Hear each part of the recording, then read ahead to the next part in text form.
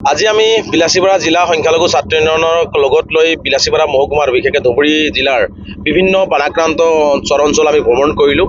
ৰাইজৰ অৱস্থাৰ বুজ ল'লোঁ আৰু আমাৰ সাধ্য অনুযায়ী ৰাইজৰ সহযোগত আমাৰ আমচুৰ পৰিয়ালৰ সহযোগত আমি কিছু পৰিমাণে শিশু খাদ্য, খোৱা পানী আৰু ৰাইজক কিছু খাদ্য সামগ্ৰী আমি যোগান ধৰাৰ চেষ্টা কৰিলোঁ।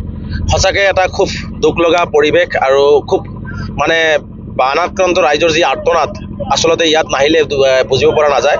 আজি হাজাৰ হাজাৰ ৰাইজ আজি বানাক্ৰান্ত হৈ পেলাই আজি নিজৰ গৃহতে আজি আবদ্ধ হৈ আছে। থাকিবলৈ তেওঁলোকৰ ঠাই নাই, ওখ ঠাই নাই, মাথাউৰি নাই আৰু তেওঁলোকে ঘৰৰ টিঙৰ চালৰ ওপৰত বা কোনোবাই ভোৰ বান্ধি কোনোবাই নাৱৰ মাজত তেওঁলোকৰ সতি সন্ততিলৈ জীয়াই আছে।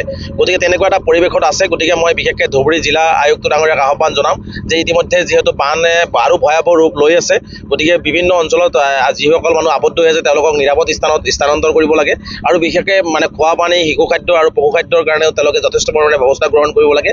আৰু লগতে মই অসম চৰকাৰক আহ্বান জনাম, অসম চৰকাৰে শদিয়াৰ পৰা ধুবুৰীলৈকে যিহেতু বানে আমাৰ এটা বৰ ভয়াৱহ পৰিৱেশৰ সৃষ্টি কৰিছে আৰু ইতিমধ্যে অসম চৰকাৰে উজনি অসমৰ বা মধ্য অসমৰ বিভিন্ন জিলাত মন্ত্ৰীসকলক নিয়োগ কৰিছে যাতে বানাক্ৰান্ত ৰাইজে সহায় পায়। কিন্তু এতিয়ালৈকে আমাক বিশেষকৈ বঙাইগাঁও, গোৱালপাৰা, ধুবুৰী এই অঞ্চলবিলাকত কোনো মন্ত্ৰী নিয়োগ কৰা নাই। গতিকে মই অসমৰ মুখ্যমন্ত্ৰী ডাঙৰীয়াক আহ্বান জনাম যে দুৰ্যোগৰ সময়ত বানৰ সময়ত এই বানাক্ৰান্ত শদিয়াৰ পৰা ধুবুৰীলৈকে সকলো ৰাইজৰ লগত মুখ্যমন্ত্ৰীয়ে থাকি এই অঞ্চলবিলাকৰ মন্ত্ৰী নিয়োগ কৰি যাতে প্ৰশাসনে খুব তৎপৰতাৰে কাম কৰে তাৰ নজৰ ৰাখি এই মানুহখিনিক সহায় কৰিবৰ কাৰণে মই আহ্বান জনাইছোঁ। আৰু বিশেষকৈ মই সদাশয় ৰাইজকো আহ্বান জনাইছোঁ যোনে যেনেকৈ পাৰে বানাক্ৰান্ত এই দুৰ্ভগীয়া ৰাইজক অলপমান খোৱা খাদ্যৰ সহায় কৰিবৰ কাৰণে আমি আমচুৰ পৰিয়ালৰ পৰা আহ্বান জনাইছোঁ। আজি আমি বিলাসীপাৰা জিলা সংখ্যালঘু ছাত্ৰ ইউনিয়নৰ লগত লৈ বিলাসীপাৰা মহকুমাৰ বিশেষকৈ ধুবুৰী জিলাৰ বিভিন্ন বানাক্ৰান্ত অঞ্চল আমি ভ্ৰমণ কৰিলোঁ। ৰাইজৰ অৱস্থাৰ বুজ ল'লোঁ আৰু আমাৰ সাধ্য অনুযায়ী ৰাইজৰ সহযোগত আমাৰ আমচুৰ পৰিয়ালৰ সহযোগত আমি কিছু পৰিমাণে শিশু খাদ্য, খোৱা পানী আৰু ৰাইজক কিছু খাদ্য সামগ্ৰী আমি যোগান ধৰাৰ চেষ্টা কৰিলোঁ। সঁচাকৈ এটা খুব দুখ লগা পৰিৱেশ আৰু খুব বানাক্ৰান্ত ৰাইজৰ যি আৰ্তনাদ আচলতে ইয়াত নাহিলে বুজিব পৰা নাযায়। আজি হাজাৰ হাজাৰ ৰাইজ আজি বানাক্ৰান্ত হৈ পেলাই আজি নিজৰ গৃহতে আজি আবদ্ধ হৈ আছে। থাকিবলৈ তেওঁলোকৰ ঠাই নাই, ওখ ঠাই নাই, মাথাউৰি নাই আৰু তেওঁলোকে ঘৰৰ টিঙৰ চালৰ ওপৰত বা কোনোবাই ভোৰ বান্ধি কোনোবাই নাৱৰ মাজত তেওঁলোকৰ সতি সন্ততিলৈ জীয়াই আছে।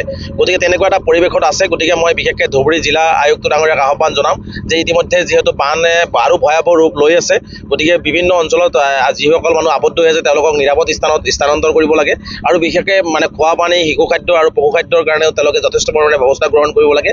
আৰু লগতে মই অসম চৰকাৰক আহ্বান জনাম, অসম চৰকাৰে শদিয়াৰ পৰা ধুবুৰীলৈকে যিহেতু বানে আমাৰ এটা বৰ ভয়াৱহ পৰিৱেশৰ সৃষ্টি কৰিছে আৰু ইতিমধ্যে অসম চৰকাৰে উজনি অসমৰ বা মধ্য অসমৰ বিভিন্ন জিলাত মন্ত্ৰীসকলক নিয়োগ কৰিছে যাতে বানাক্ৰান্ত ৰাইজে সহায় পায়। কিন্তু এতিয়ালৈকে আমাক বিশেষকৈ বঙাইগাঁও, গোৱালপাৰা, ধুবুৰী এই অঞ্চলবিলাকত কোনো মন্ত্ৰী নিয়োগ কৰা নাই। গতিকে মই অসমৰ মুখ্যমন্ত্ৰী ডাঙৰীয়াক আহ্বান জনাম যে দুৰ্যোগৰ সময়ত বানৰ সময়ত এই বানাক্ৰান্ত শদিয়াৰ পৰা ধুবুৰীলৈকে সকলো ৰাইজৰ লগত মুখ্যমন্ত্ৰীয়ে থাকি এই অঞ্চলবিলাকৰ মন্ত্ৰী নিয়োগ কৰি যাতে প্ৰশাসনে খুব তৎপৰতাৰে কাম কৰে তাৰ নজৰ ৰাখি এই মানুহখিনিক সহায় কৰিবৰ কাৰণে মই আহ্বান জনাইছোঁ। আৰু বিশেষকৈ মই সদাশয় ৰাইজকো আহ্বান জনাইছোঁ যোনে যেনেকৈ পাৰে বানাক্ৰান্ত এই দুৰ্ভগীয়া ৰাইজক অলপমান খোৱা খাদ্যৰ সহায় কৰিবৰ কাৰণে আমি আমচুৰ পৰিয়ালৰ পৰা আহ্বান জনাইছোঁ।